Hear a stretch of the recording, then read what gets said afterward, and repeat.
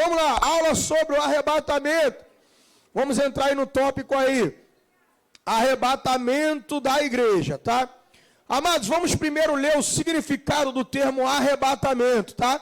Depois você vai acompanhar comigo aqui esses 3 tópicos que eu coloquei aqui no quadro, que não tem na sua apostila, tá bom? Vamos ver primeiro o significado de arrebatamento, tá? Vamos lá, a palavra no grego significa harpazo, apropriadamente, no sentido de se apropriar de alguma coisa, de tomar para si, tá? Ó, pegar com força, arrebatar repentina e decisivamente, como alguém apreendendo uma recompensa, um despojo, um prêmio, para tomar por meio de uma demonstração aberta de força, ou seja, não secretamente ou também secretamente. Então você vai ver que o significado da palavra é pegar com força. No latim, olha o significado da palavra no latim. Significa raptus, captura, um rapto, um sequestro, tomar a distância, arrebatar ou arrebatamento. O que isso nos diz? É que eu não vou para o céu porque eu quero. Eu não vou, não é assim, eu quero ir para o céu. Se tu perguntar para o ímpio vai dizer o quê? Eu quero ir para o céu. Tu quer ir para o céu ou para o inferno? Ele quer isso, rapaz, quero ir para o céu. Claro, o arrebatamento da igreja não é ser arrebatado porque você quer ser arrebatado. Mas é porque Jesus te arrebatou. Não é a igreja que ela quer ir para o céu. É Ele que toma a igreja. É Ele que arrebata a igreja. É Ele que pega a igreja. É Ele que leva a igreja. É Ele que toma para si a igreja. Tá bom? Então arrebatado não é porque eu quero. É porque eu estou como igreja preparado para isso. Tá bom? Então quem arrebata a igreja? É Jesus, é Ele que toma a gente com força dessa terra. É um rapto, é um sequestro, tá? Como alguém vai sequestrar, tá bom? Ele fala o dia e a hora, vou te sequestrar semana que vem. É claro que não, é iminente. Então, você, para o arrebatamento da igreja, deve permanecer preparado. A gente não pode dizer assim, a igreja vai se preparar. Não, a igreja tem que estar preparada. Se prepara, ó igreja. Não, a igreja tem que já estar preparada. Porque se eu acredito que o arrebatamento é a qualquer momento, é iminente, então eu devo permanecer preparado. Vamos falar sobre o título bíblico de arrebatamento. Apesar de o termo ser bíblico, tá? Como nós vemos aí, harpazo, que aparece no grego, é justamente quando você vai transliterar ou traduzir ele, até chegar no português, na nossa língua, o mais próximo daquilo dali é arrebatar, é pegar com força, é tomar para si, tá? E nós vamos ver alguns textos aí na Bíblia, vamos ler bastante texto aí, em nome de Jesus, tá? Sobre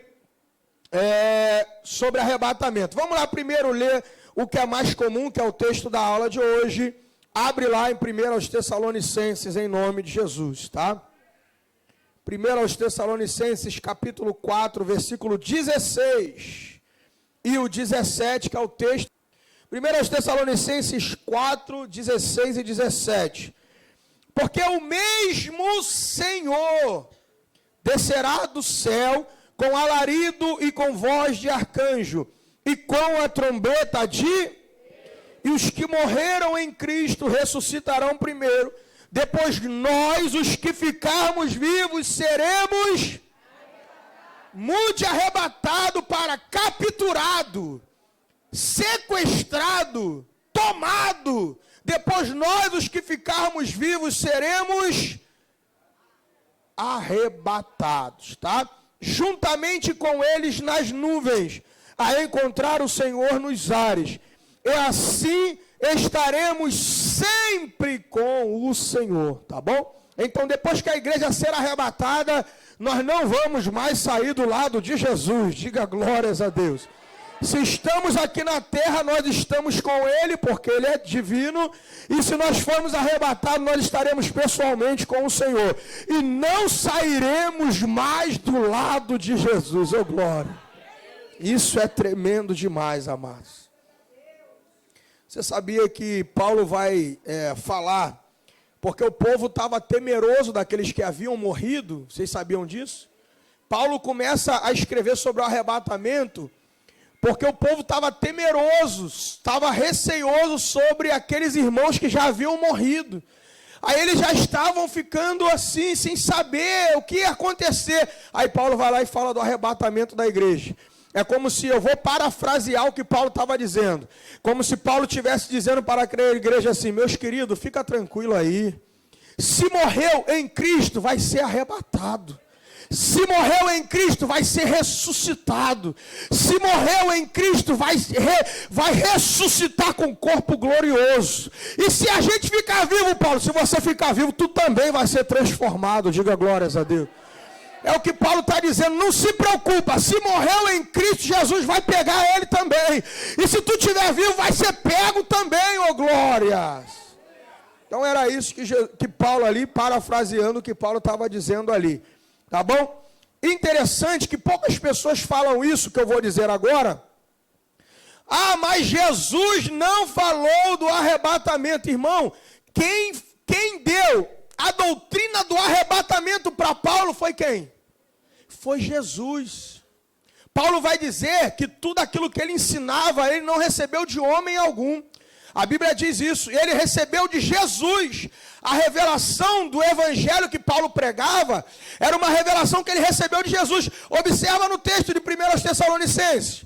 Observa aí lá no versículo 15. Ele vai dizer assim: dizemos-vos, ele está dizendo, eu vou te dizer, pois isto pela palavra do Senhor. Ele não está dizendo que a doutrina do arrebatamento é dele. Ele está dizendo que é do Senhor. A palavra era do Senhor.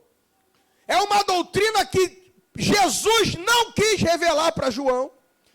Jesus não quis revelar para Pedro. Jesus não quis revelar para Tiago, mas Jesus quis revelar para Paulo.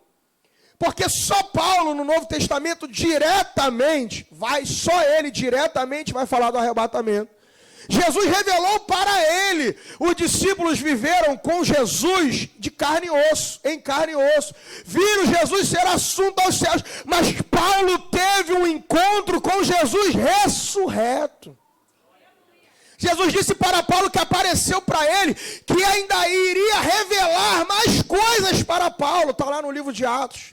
Então o arrebatamento da igreja não é uma doutrina paulina porque ele inventou na cabeça dele, mas Paulo falava porque ele havia aprendido com o Senhor. Um texto conhecido na ceia, Paulo vai dizer o quê? Porque eu recebi de quem? O que também vos ensinei, que na noite que o Senhor foi traído, Paulo estava lá. Paulo não era nem crente, irmão. Na noite que o Senhor foi traído, ele não era nem crente na noite que o Senhor foi traído. Ele perseguia a igreja, meus queridos.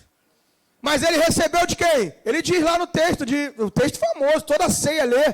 Porque eu recebi o que também vos ensinei. Ele ainda usa dois termos ali acerca do discipulado rabínico, né? Que é quando você recebe e transmite o ensinamento. Então o arrebatamento não é uma doutrina inventada por Paulo, mas é uma doutrina revelada por Cristo para Paulo, tá bom? Então se alguém falar, Paulo que inventou essas coisas aí, não cai nessa não. Na Bíblia, vamos lá, o título na Bíblia, além de arrebatamento, que é o termo harpazo no grego, tá? Além do termo, nós vamos ver o título que a Bíblia chama, 1 Coríntios capítulo 15. Versículo 51. Dentro disso que eu falei para os irmãos, que Paulo, ele recebeu de Jesus. Jesus não revelou para Pedro, não revelou para João, não revelou para Tiago, não revelou para nenhum dos seus apóstolos, mas ele revela o arrebatamento para Paulo. Aí Paulo vai escrever 1 Coríntios capítulo 15. Olha o que ele vai dizer acerca do arrebatamento da igreja. O título que ele dá lá no versículo 51. Eis que vos digo um mistério. Ele usa o termo mistério. Por que mistério? Porque não foi revelado para nenhum dos outros apóstolos, somente para ele. E quem revelou aquilo para ele? Jesus. Aí agora ele vai revelar esse mistério que Jesus revelou para ele. Não só em Coríntios, mas também em Tessalonicenses. E ele vai dizer: na verdade, nem todos dormiremos, mas todos seremos, num momento, num abrir e fechar de olhos, ante a última trombeta. Porque a trombeta soará e os mortos ressuscitarão. E nós, ele bota ele de novo aí no mistério. E nós seremos transformados, tá bom? Então ele está falando mais uma vez, se você fizer, preste atenção aqui para você entender, se você fizer uma ligação entre 1 Coríntios, capítulo 15, versículos 51, 52, 53, e fizer uma ligação com 1 Tessalonicenses 4, 15, 16 e 17, fizer uma comparação, você vai ver que Paulo usa os mesmos elementos escriturísticos para falar acerca do arrebatamento. Um para Coríntios, outro para Tessalônica, a igreja que estava lá. Tá bom? Então, nesse texto ele está chamando de mistério. Vamos lá, sobre o título. Primeiro ele usa mistério, tá? Agora vamos ler lá em Tito capítulo 2. Tito capítulo 2, tá? Tito capítulo 2, versículo 13. Quem achou, diga amém. Amém. Diz assim a palavra do Eterno: aguardando. A igreja, vamos junto, vamos lá. Aguardando.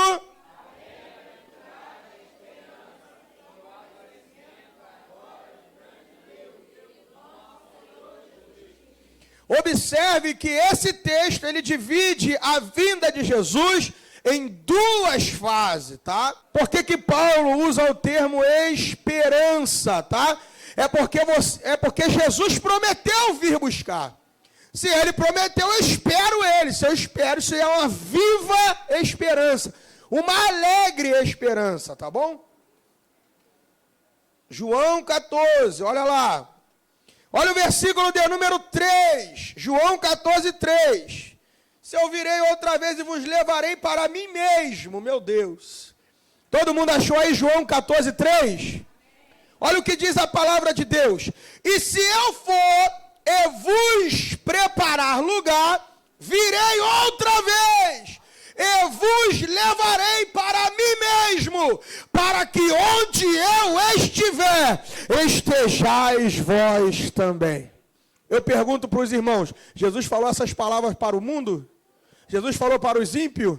Jesus falou para aqueles que não acreditavam nele? Jesus fala para quem? Para a igreja. Só tinha os discípulos dele ali. Só tinha discípulo porque ele estava se preparando para a ceia. E na hora da ceia ele só se reuniu com os seus discípulos. Ele vai dizer assim, ó: virei outra vez e vos levarei. O termo grego ali é paralambano. Paralambano eu tenho aqui no meu celular aqui. É levar, é um termo bem parecido com o termo que nós falamos do harpazo, que é tomar. É paralambano, tá? No grego, que significa, tá aqui, ó. Eu tiro, recebo, eu tomo para receber. Olha o que Jesus está dizendo. Jesus está dizendo, eu vos levarei, eu tomo vocês, ou seja, eu puxo vocês, eu vou raptar vocês, e eu mesmo que vou receber vocês. O termo paralambano significa isso, tá? Um termo é harpazo, que significa arrebatar e tomar, tá? E o outro é paralambano, levarei, olha o que ele diz, para mim mesmo. Ou seja, é alguém que leva e recebe a pessoa que ele está levando, tá bom? Ele aqui fala para todo mundo? Não, ele fala só para a igreja, tá bom? Por isso que no arrebatamento, o arrebatamento da igreja, ele só vem para a igreja, ele só aparece para a igreja. Tá bom? Então ele vai chamar ali de bem-aventurada a esperança. Por quê? Porque Jesus, em João 14, 3, ele prometeu que iria voltar. Se ele prometeu, eu espero. Se eu espero, eu tenho uma viva esperança de que ele vai voltar para me buscar. Tá bom? Então, é por isso que Paulo usa esse título, essa terminologia aí. Tá bom? Aí eu pergunto, quando será o arrebatamento da igreja? O dia e a hora ninguém sabe, mas vai ser durante a grande tribulação? Vai ser depois da grande tribulação? Vai ser quando? Antes da grande tribulação, por quê? Eu falei na primeira aula. Porque a igreja não vai passar pela grande tribulação. Por que a igreja não vai passar pela grande tribulação? Porque Jesus arrebata a igreja primeiro. Porque é o quê? Para não sofrer a ira de Deus. Por que Jesus ele vai arrebatar a igreja antes do período tribulacional, antes da grande tribulação? Porque o período tribulacional representa a ira de Deus. E a igreja não vai sofrer a ira de Deus. Onde está isso na Bíblia? Vamos ler lá o texto lá. Romanos capítulo 5, versículo 9. Romanos 5, versículo 9. A igreja não vai sofrer a ira de Deus. Romanos 5, 9. Anota aí, irmãos. Esses textos aí são muito importantes, tá? A igreja vai ser arrebatada antes da grande tribulação. Por quê? Porque a grande tribulação representa a ira de Deus sobre todos os habitantes da terra. E a igreja será arrebatada antes, porque não pode sofrer a ira de Deus, tá bom? Romanos 5, 9. Romanos capítulo 5, versículo 9. Ó. Seremos salvos. Você pode dar um glória a Deus por isso? Eu não vou passar pela grande tribulação. Por quê? Porque eu sou lavado e remido no sangue do Cordeiro e eu serei salvo da ira de Deus sobre a humanidade. 1 Tessalonicenses 1:10. O coral da igreja, vai!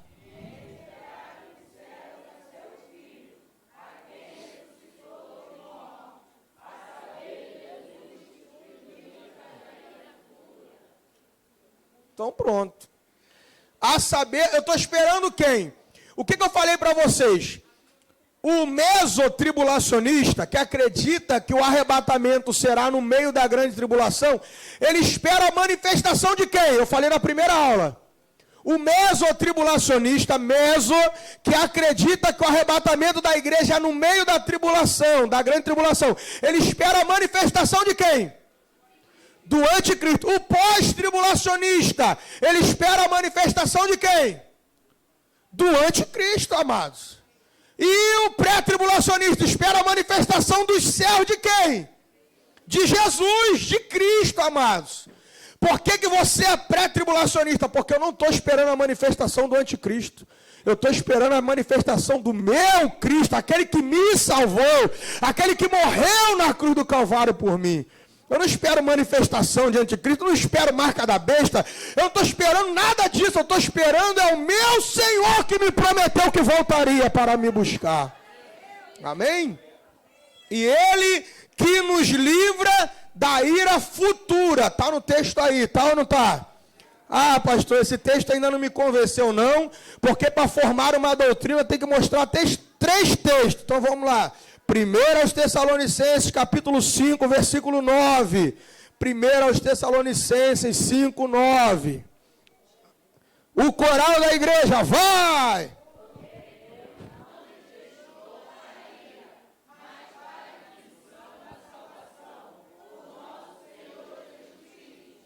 Primeiro, Romanos fala o quê? Eu sou lavado e remido no sangue do Cordeiro e eu não vou passar na ira. 1 Tessalonicenses capítulo 1, versículo 10. Eu estou esperando dos céus Jesus e Ele vai me livrar da ira. 1 Tessalonicenses capítulo 5, versículo 9. Porque Deus não nos destinou para a ira. Então essa é a resposta que nós temos. Você observa que em 1 Tessalonicenses 1, 10, ele usa esperar, que tem a ver com esperança também, tá? Que é uma esperança viva dentro dos nossos corações. Quantos acharam aí 2 Pedro, capítulo 2, versículo 9, diga, ô glória. O coral da igreja, vai.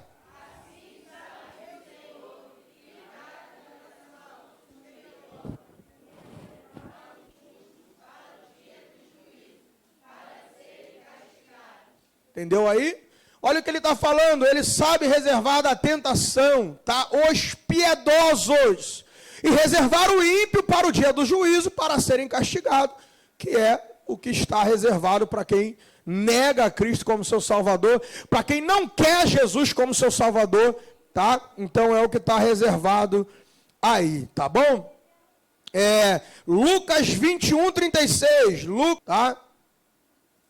Observe a leitura. Vigiai, pois, em todo tempo, orando, para que sejais havidos por digno de evitar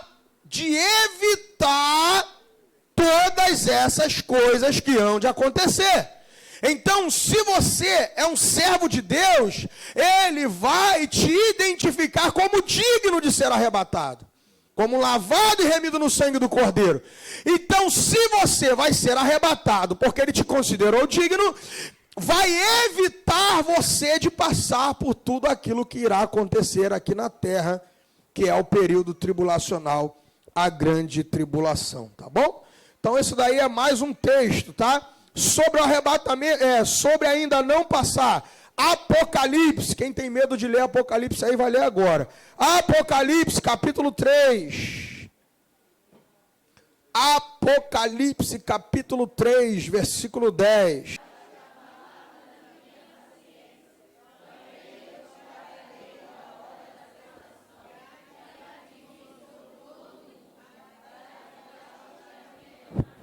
Pronto.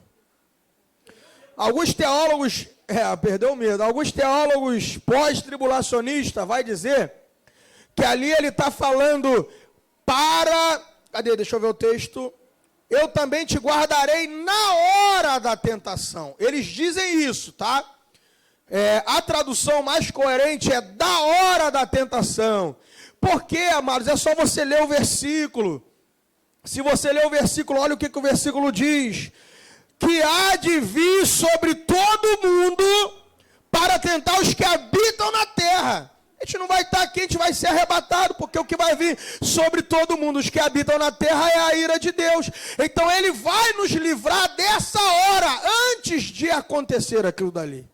Orai para que não aconteça. Por quê? Ali primeiro ele está falando do período tribulacional, quando os judeus serão perseguidos. No livro do Apocalipse você vê melhor isso, tá? E no livro de Daniel também. O que acontece? Nesse texto ali ele está usando duas características que é da Judéia, que é daquela região lá. A primeira ele vai dizer que não aconteça no inverno, porque alguns teólogos vão dizer que lá neva muito e fica difícil da pessoa caminhar.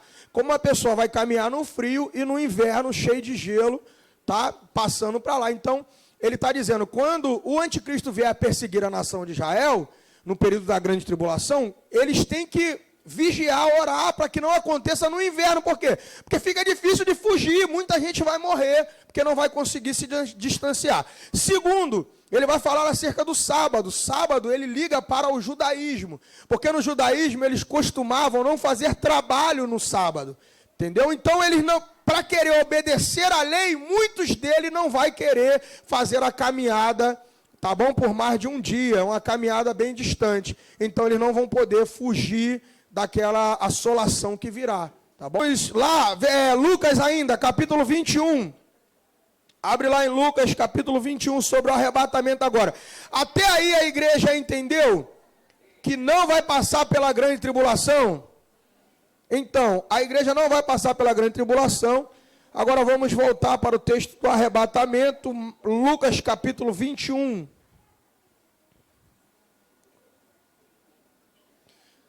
Lucas capítulo 21, versículo 19, lá no 19, tá? Lucas capítulo 21, versículo 19, o coral da igreja.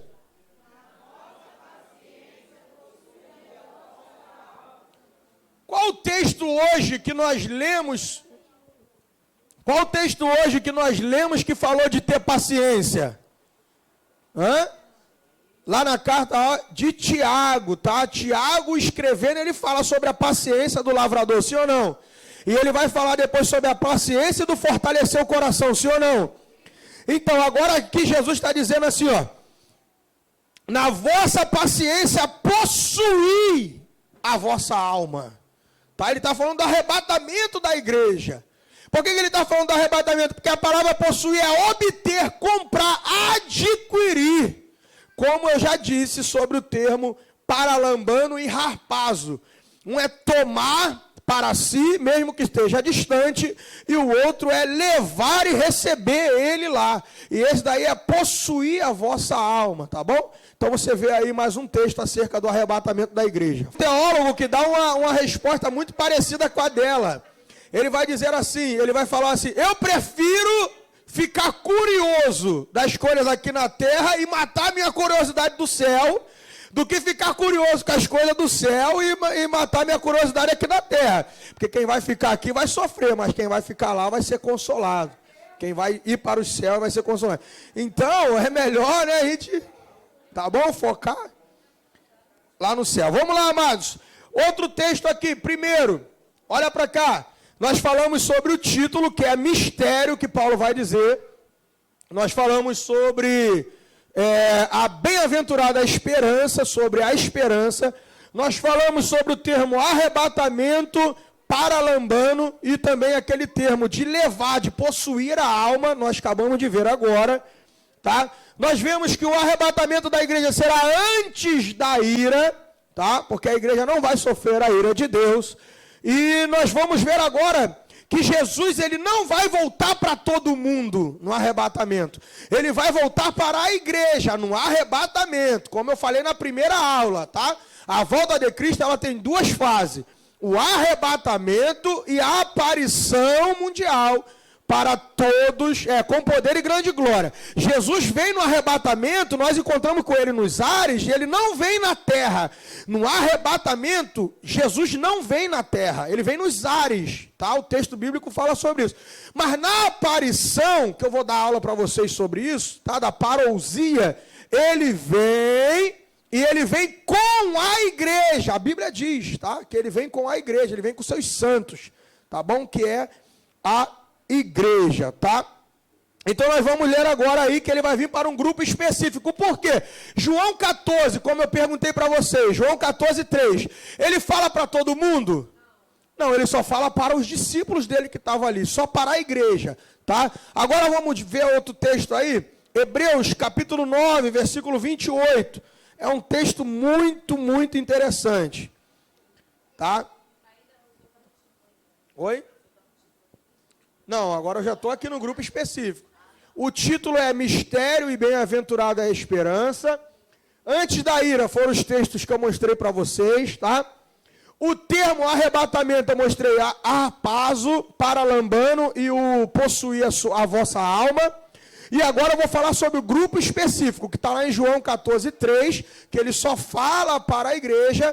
Em sua Bíblia, Hebreus capítulo 9, versículo 28, sobre o grupo específico, João 14, 3, Hebreus 9, 28. Assim também Cristo, oferecendo-se uma vez para tirar os pecados de muitos, aparecerá a segunda vez sem pecado. Aparecerá para quem? Aos que o esperam para a salvação. Então você observa nesse texto que ele não aparece para todo mundo. Ele aparece para quem espera ele, como eu falei do título da bem-aventurada esperança. E como eu falei da promessa dele de João 14, 3. Ele prometeu, e quem está esperando ele? É a igreja que espera. Tá bom? A igreja que espera ele para a salvação. Então ele só vai aparecer para a igreja, só vai ser visto pela igreja no arrebatamento da igreja. Tá bom? Judas, abre aí Judas. Judas fica antes de Apocalipse, tá? É uma carta que não tem capítulo, só tem versículo. Fica antes de Apocalipse. Judas fica antes do último livro da Bíblia, que é o Apocalipse. Abre aí em Judas, lá no versículo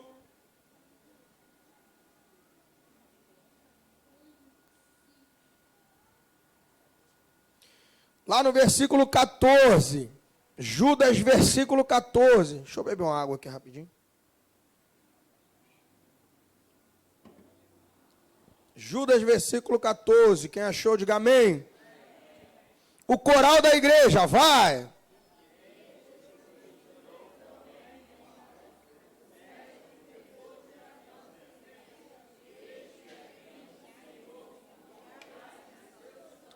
Observou aí? Com milhares de seus santos.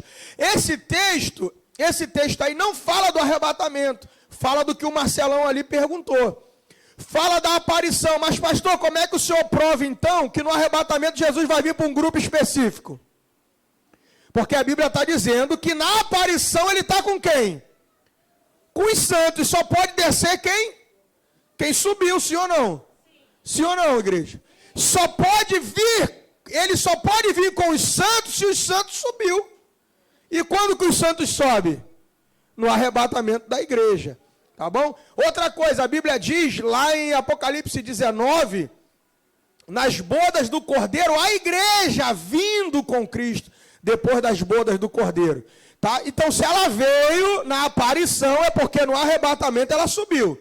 Não tem como alguém subir sem, alguém descer sem antes ter subido anteriormente. Então, quando ele diz assim, eis que é vindo o Senhor com milhares de seus santos, esse texto se refere ao final da grande tribulação. Tá bom, pastor, mas o senhor está falando do arrebatamento, o que tem a ver? Se no final da grande tribulação, Jesus vai vir dos céus com os santos, então antes da grande tribulação, os santos teve que subir. Em algum momento o santo teve que subir. E nós vemos aí que os santos sobem para os céus, arrebatados antes da grande tribulação. Amém? 1 aos Tessalonicenses 4, 16 e 17.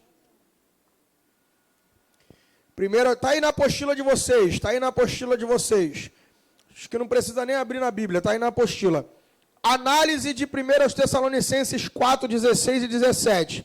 O texto diz, em 1 Coríntios 15, 52, lembra que eu falei para vocês, vocês compararem o texto, é o que nós vamos fazer agora. Abra sua Bíblia em 1 aos Tessalonicenses 4, 16 e 17.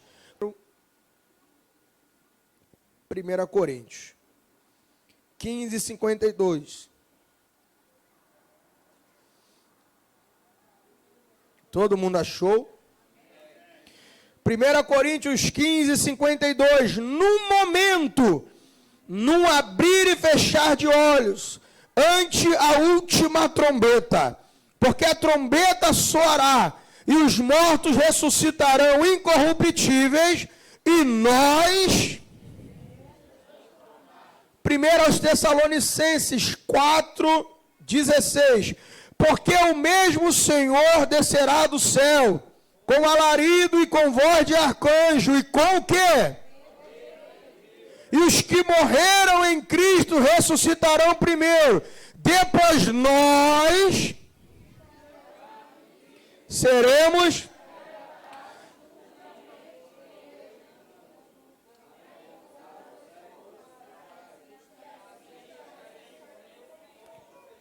lá em 1 Coríntios 15, 52, vai falar sobre trombeta, vai falar sobre os mortos ressuscitarão, e vai falar que seremos transformados. Em 1 Tessalonicenses, vai falar sobre trombeta, vai falar sobre os mortos em Cristo ressuscitarão, e vai falar que nós seremos arrebatados, tá bom? Então você vê aí que esses dois textos, eles se correlacionam. No momento, essa palavra aí, no momento, no grego significa átomos, tá? É átomo, é como se fosse um átomo. É um momento indivisível, é que não tem divisão. É tão rápido que não tem divisão de tempo que consiga se adequar a esse no momento, tá? É um átomo, ali no grego é átomo o termo, tá bom? Ou seja, que não tem divisão, é uma unidade indivisível, tá? Aí ele vai dizer, no abrir e fechar de olhos. Olha o segundo ponto aí. O mesmo Senhor, ou seja, ele virá pessoalmente cumprir a promessa de João 14:3. Por quê? Porque Jesus falou assim, passarão os céus e a terra, mas as minhas palavras não hão de passar. Essa é a esperança que tem que arder no nosso coração e na nossa alma, amado. É que o Senhor que prometeu, Ele virá pessoalmente cumprir a promessa. É Ele que irá nos encontrar, oh glória, oh aleluia, lá nas nuvens, meu querido, nos ares, oh glória. Ele falou que viria e Ele voltará. Ele vai dizer em Apocalipse, no capítulo 22, ele diz 3 vezes que ele vem. Abre lá, Apocalipse capítulo 22, para nós encerrarmos a aula. Apocalipse, é o último capítulo da Bíblia, Apocalipse 22, para nós encerrarmos. Semana que vem eu volto nesse texto aí. Jesus vai falar nesse capítulo 3 vezes. Só para você ter noção, irmãos, quando o judeu repetia algo em uma oração, é porque ele estava querendo chamar muita atenção de Deus. Quando ele repetia numa oração, uma mesma palavra, uma mesma frase, um judeu tinha um costume de quando repetia numa oração, que ele estava muito angustiado, que ele estava querendo chamar muita atenção para a sua dor. Porque o judeu não tinha costume de ficar repetindo as palavras na oração. Nesse capítulo de Apocalipse 22, Jesus repete 3 vezes que ele vem. É porque ele quer chamar a atenção, sim ou não? Ele quer alertar de alguma coisa. Vamos lá, Apocalipse 22, aqui eu encerro em nome de Jesus. Versículo 7, vamos ler, vamos encerrar essa aula dando glória a Deus no último versículo, hein? Amém, igreja? Vamos lá, Apocalipse capítulo 22, versículo 7, vamos ler o versículo 12, e vamos ler o versículo 20, tá bom? Vamos lá, Apocalipse 22, 7, o coral da igreja.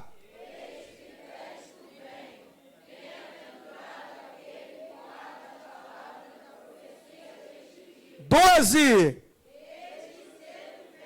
E o meu galardão.